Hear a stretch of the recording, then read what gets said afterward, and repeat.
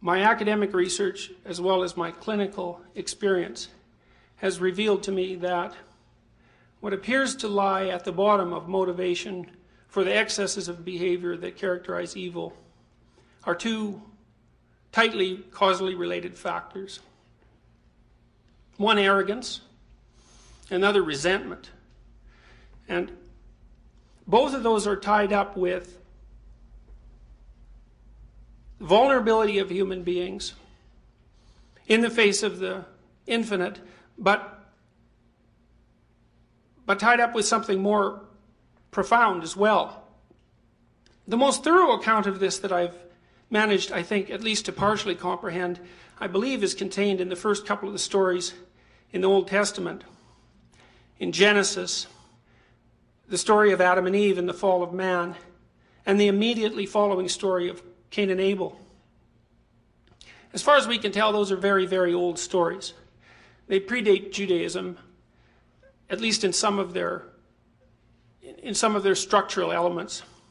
It's conceivable that some of the elements in those stories are as old as the human capacity to tell stories itself, assuming that they were grounded in an oral tradition that predated the written tradition. And we know that oral traditions can last, at least in some forms, unchanged for periods of up to 25,000 years.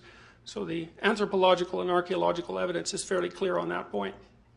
These are very, very, very old stories. And people remembered them and created them for reasons we really don't understand. And they're strange and mysterious and unforgettable all at the same time. The story of Adam and Eve, as far as I can tell, is the story of the coming of consciousness, the coming of self-consciousness to mankind. And I think that the human self-consciousness is what separates us from animals. In Genesis, there's an insistence that when Adam ate the apple that Eve offered to him, the scales fell from his eyes, and the first thing that he realized was that he was naked. And what that seems to me to mean is that, I think it means, first of all, that women make men self-conscious. And I think there's ample reason to presume that, and there's good evolutionary reasons for suggesting why that might be the case. Because sexual selection among human beings has been a primary force of evolutionary development, and sexual selection in human beings is primarily conducted by women. So, for example, as Roy has pointed out in his address to the APA a few years ago, and I hope I get this right, twice as many of your relatives were women as men. And that means that women are more frequently reproductively successful than men, and that they reject most men.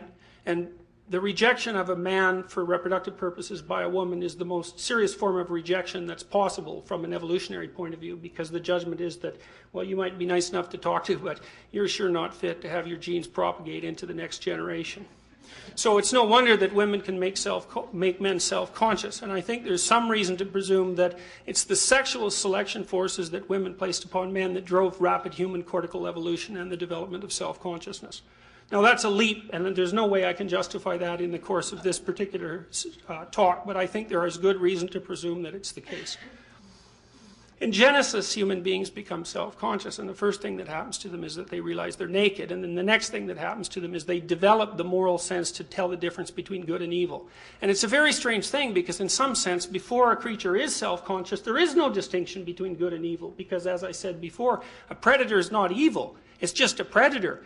The fact of a predator, like a wolf, might be a tragedy for the rabbit, but you can't be assuming that the wolf is evil merely because it wants to eat the rabbit. But with the dawning of self-consciousness, there seems to be the emergence of a moral sense that's essentially unique to human beings. And that has something to do with our capacity to reflect upon the mechanisms of our action, and then for some reason to be able to modify those actions and to choose which ones to implement into the future. In the future, we don't understand that, and you can even deny, if you'd like, that the phenomena of free choice exists, but our culture is essentially predicated on the notion that it does exist, and in the absence of evidence that it doesn't, I'm going to take the easy way out and assume that it does.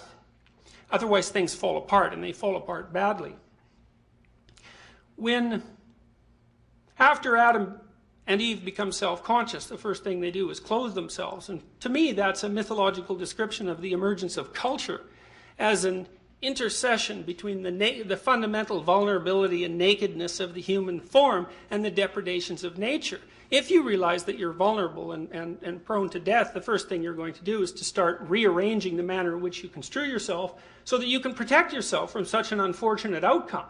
That's, I think, partly why God curses Adam with the necessity of work once God finds out that people have become self-conscious. Like if you know that winter is lurking in the future, for example, you're going to work. And animals don't work. They're just motivated to do whatever they do. But humans work, and that means they subvert their day-to-day motivations, their immediate motivations, for the purposes of future security. And there's a real cost to that. I mean, part of the cost is separation from the pure and unadulterated flow of animal life. And I believe that people suffer from that absence of flow continually. And the advantage they gain from it is that they can plan for the future, but the disadvantage is that they're calculating and cold and separated from their own instinctual resources. Eve, of course, is cursed by what's going to be terrible pain in childbirth. And that's related to the development of the immense skull size that characterizes human infants and their incredibly lengthy period of dependence, which is also associated with their immense brain. After Adam and Eve become self-conscious, they hide. And this is actually a comical part of Genesis. It's never really read as a comedy, but it is a comedy. Even the fall itself is a comedy. And so they're hiding away behind a bush.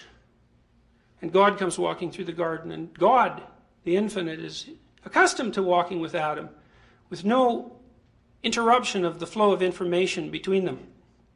But Adam isn't there. And God says, where have you gone? And Adam says, oh, well, I'm hiding. And God says, which is kind of stupid, really. And this is why it's a comedy. It's like he's hiding behind a bush. And this is God. And he can see through bushes. And like Adam should know that. But it doesn't really matter. He's hiding behind this bush anyways. And God, so Adam says, I'm hiding. And God says, well, why are you hiding? Well, it's because Adam is ashamed. And Adam says, well, I'm naked. And this is an example of the tremendous compression of human wisdom into a few lines that characterizes mythology. You say, well, why would people hide from God once they realize they're naked? And I would say, well, that's pretty obvious. Like, once you know you're vulnerable. Or do you really have enough courage to manifest any sort of semblance of a divine destiny? Well, the answer to that is pretty much clearly no, and it's no bloody wonder. And so the hiding is, people hide when they're self-conscious and vulnerable. And what do they hide from? They hide from their deepest destiny, and it's no wonder. And God says, okay, yeah, well, you figured that out, how that happened. And Adam says, and this is comical too, well, it's the woman's fault, which I think is really funny, and which actually may have been the original sin and not the eating of the apple, right? The first time that the man blamed the woman for his self-conscious misery, I think that's the real fall and not the rise of self-consciousness itself. Anyways, we know the rest of the story. God says, oh, well, the cat's out of the bag now, you know you're vulnerable, and from here on in, history starts. You're out of paradise. You're out of unconscious identification with the natural world. You're going to work. You're going to sweat. Lots of the time it isn't going to work. And women, they're going to be beholden to their husbands, not because that's divine fiat, but because the developmental dependency of a human infant is so extreme that women are cursed to rely on men for protection when they're at their most vulnerable. Fine. So that's self-consciousness and an explanation for why people would hide away from their destiny. But then the next story, the Cain and Abel story, really elaborates that out and describes it. And so Cain and Abel, of course, are two sons of Adam and Eve. And they're really the first people. Because, of course, Adam and Eve were made by God. So they're really not people at all, because people are born. And Cain and Abel are the first two people. And they characterize, as far as I can tell, two canonical patterns of reaction to the terrible vulnerability that's revealed as a consequence of the development of self-consciousness. Cain and Abel make sacrifices to God. Why? Human cultures make sacrifices. That's what they do. Sacrificial ritual is a human universal. Blood sacrifice is a human universal. Human sacrifice, at least in some anthropological epochs, was regarded as a human universal. Why do people make sacrifices to God? To please Him. It seems like a mystery to modern people. I ask my students, what sacrifices did you make to go to university? Well, they can answer that in 2/10 of a second. They can't party as much as they might have. They can't drink nearly as much beer as they might have liked to. More seriously, a lot of them work. A lot of them have put their families in serious financial straits to send them to university. They've given up all sorts of things in order to pursue a course of action that they believe will best ensure their harmonious relationship with the nature of reality. Everyone makes sacrifices. Okay, we can say that now because we're psychologically sophisticated and linguistically sophisticated, and we know something about human psychology. But thousands and thousands of years ago, before people had this explicit psychological acumen, the best they could do is act out and tell stories about human psychology because they hadn't developed any further than that. And Cain and Abel is one of those stories. The sacrifices are burnt on an altar. Why? Well, the smoke rises. Well, so what? Well, God's up in the sky, and if the smoke rises up there and he gets a whiff of it, he can tell what the quality of the sacrifice was. And you can laugh about that, and you can think about it as primitive, but it's not primitive. It's artistic, and it's beautiful, and it's accurate. And here's why. It's because before the invention of the electrical light, and maybe before the invention of fire, and the closest a human being could ever get to direct confrontation with the absolute unknown was to look up at the night sky. Because the night sky, especially when it's sprinkled with stars, confronts you directly with the fact of the infinite. And to make the presupposition that God resides in the infinite, and you're having a direct experience of the infinite at that moment, is not a primitive notion. It's a very intelligent and creative hypothesis. And so the notion that God occupies the sky, the day sky being equally as impressive as the night sky, is not a primitive hypothesis. It's a reflection of the nature of a certain kind of human experience. You burn something and you send the smoke up. God gets a crack at determining the quality of your offering, the quality of your sacrifice. Well, let's be perfectly clear about this. If your sacrifices aren't first rate, the nature of your relationship with the infinite is going to suffer dreadfully.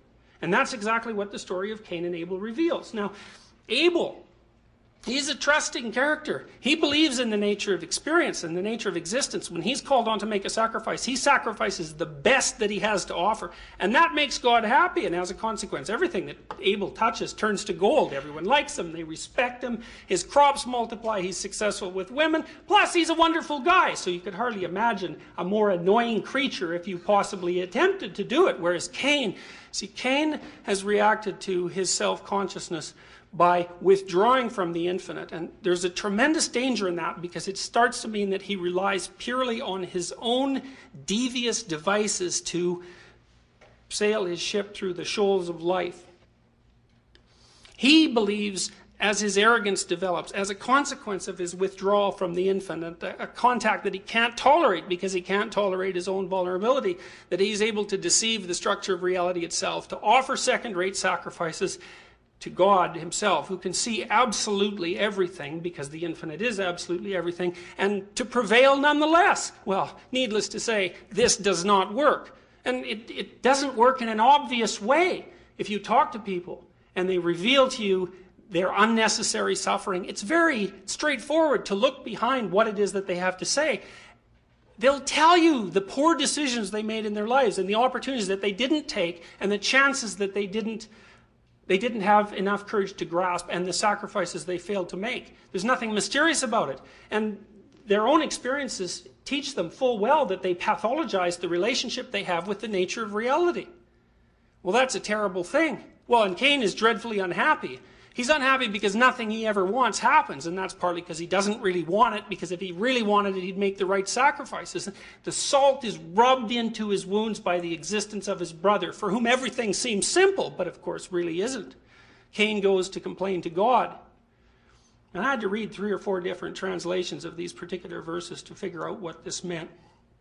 And he says, what in the world is going on here? I'm working myself to the bone. I'm sacrificing things left, right, and center. Everything I touch turns to dirt. Everything turns against me.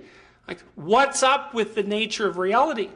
Cain's essential vulnerability is revealed and exacerbated by his pathological attitude towards his own actions. God says to him, essentially, sin is a predatory cat that crouches at your doorway and leaps on you at will. But if you only wanted to, you could master it. And that is absolutely the last thing that Cain wants to hear. Because if things are going from bad to worse for you, and you're playing a causal role in it, there's nothing more horrible than that someone can do to you, but reveal to you in a way that you can't deny that you're entirely complicit in your own demise. And that's exactly what God does to Cain. And so what does Cain do?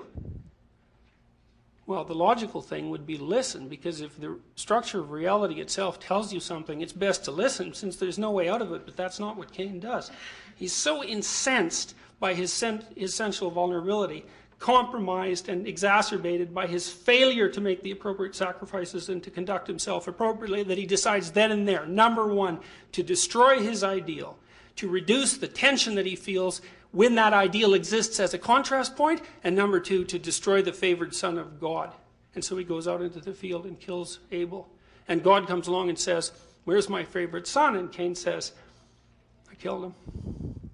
And it's so interesting to me that that story is placed, really, it's the third story in the Old Testament. It's with the archaic stories. And it's a story that reveals, as far as I can tell, that there are two essential patterns of reaction to the self-conscious, vulnerable conditions of existence. And one is humble approach to infinity with determined attempts to make the appropriate sacrifices. The other is arrogance, resentment, the keeping of everything good for oneself, and the degeneration of the soul into something that's homicidally murderous. Well, the story doesn't stop there, and it gets really compressed in this part, and that's perhaps because some of it's been lost with the passages of time. But the next thing that happens is that, well, God doesn't punish Cain. And you think, that's kind of strange. I mean, the Old Testament God, he's punishing people left, right, and center. It's right, why not Cain? And you think, well, he marks Cain, and he says to the people who are around that they should leave him alone, because he's been marked by God as to be left alone. And the reason for that, I think, and this is something that's reflected in our legal system, is that murder promotes revenge. And revenge destroys societies. And so God puts an end to the situation right there and then by telling people that despite the fact that Cain has committed a terrible crime, that there will be no retribution. Cain goes off and gets married. And he has a number of generations of offspring.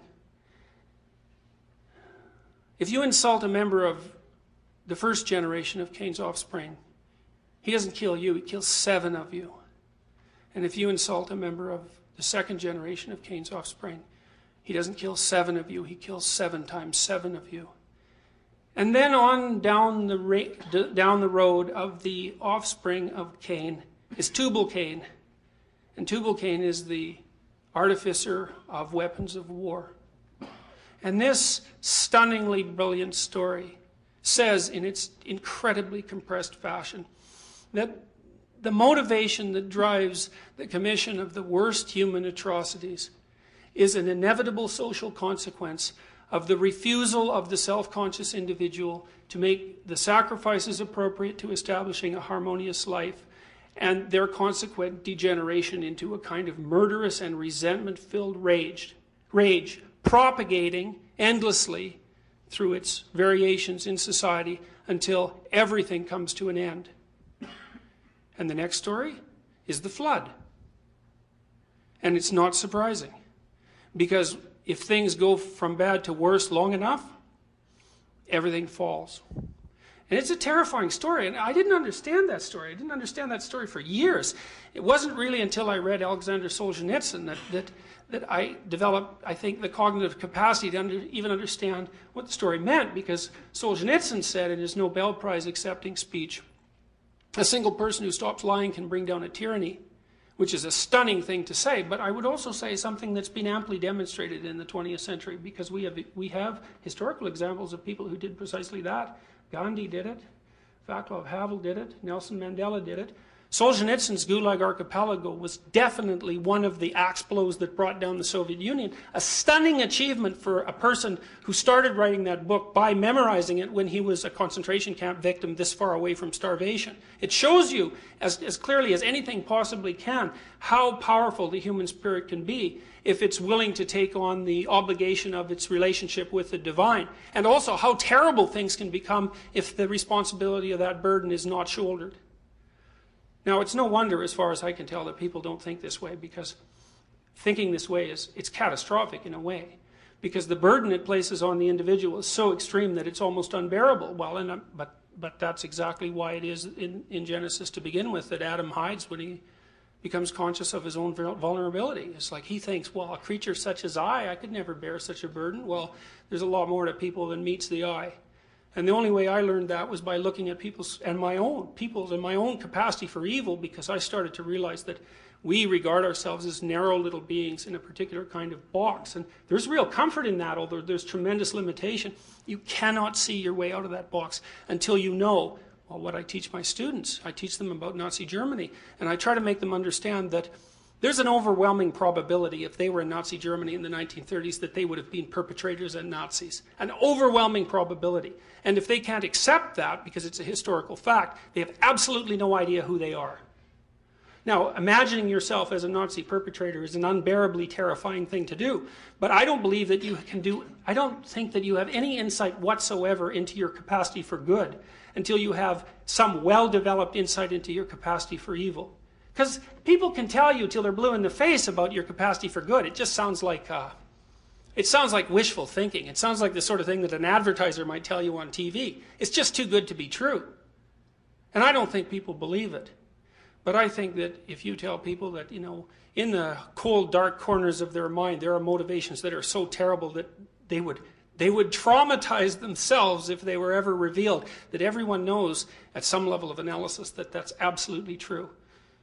You think there's evidence throughout history that it's possible for people to be enlightened. And you'd think, since enlightenment is viewed as the medication for vulnerability and death, that everybody would be struggling as hard as they possibly could to be enlightened, if such a state exactly and precisely exists. But if the barrier to enlightenment is the development of self-consciousness of the individual human's infinite capacity for evil, then you can be immediately convinced about why enlightenment is in such short supply. When I finished my first provisional examination of the sorts of motivations that drove people to set up concentration camps and to torture people terribly in those camps, I came to a terrible conclusion. It was a conclusion that I think in some ways was the worst thing that had ever happened to me, maybe intellectually and morally. I came to understand why it is that people depended on their group identity and their cultural identification, because that helped protect themselves from their own vulnerability. You have to believe things because you just don't know everything. So you have to believe things. They fill in the gaps. The beliefs fill in the gaps. If the beliefs are stripped from you, then your defenses against the infinite are stripped, and it's no wonder that people will defend their beliefs. I thought, well, if you're too involved in defending your beliefs, you're going to be willing to kill other people in their defense. And we're so technologically powerful now that we can no longer be willing to kill other people in the defense of our own beliefs, because the time for that is past. And I realized, well, if you don't stand up for your beliefs, you leave yourself bereft. You're open to the depredations of the infinite. That's equally intolerable. It seems to leave no way out. There is a way out, and I think it's the way out that genuinely religious people have tried to offer humanity for thousands and thousands of years. And the way out of the conundrum posed to you by your reliance on ideological beliefs and your vulnerability in the face of the unknown is the development of a truly integrated and powerful character. And that's individual development. And it means constant confrontation with things you don't understand and constant attempts to ensure that your character is composed of truth and solidity rather than deceit, and to make of yourself something that's built on a rock and not predicated on sand. And the thing is, it's one thing to tell people that because maybe they should take care of themselves. But I don't know if that's enough to tell people because they don't take care of themselves that well. But it's a completely other thing to say, look, every time you make a pathological moral decision, you move the world one step closer to complete annihilation.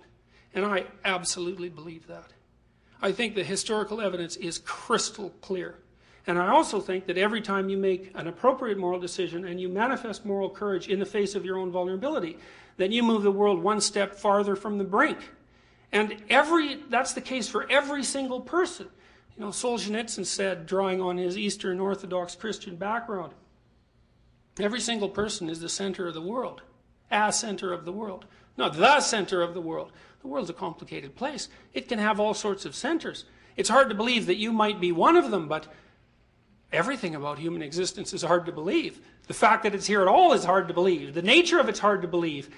Everything that human beings does is so ridiculous and remarkable that it's like it's a consistently and constantly unfolding miracle. The idea that each of you might be a center of the cosmos in that infinite admixture of ridiculousness and absurdity is hardly more than one more ridiculous thing to swallow.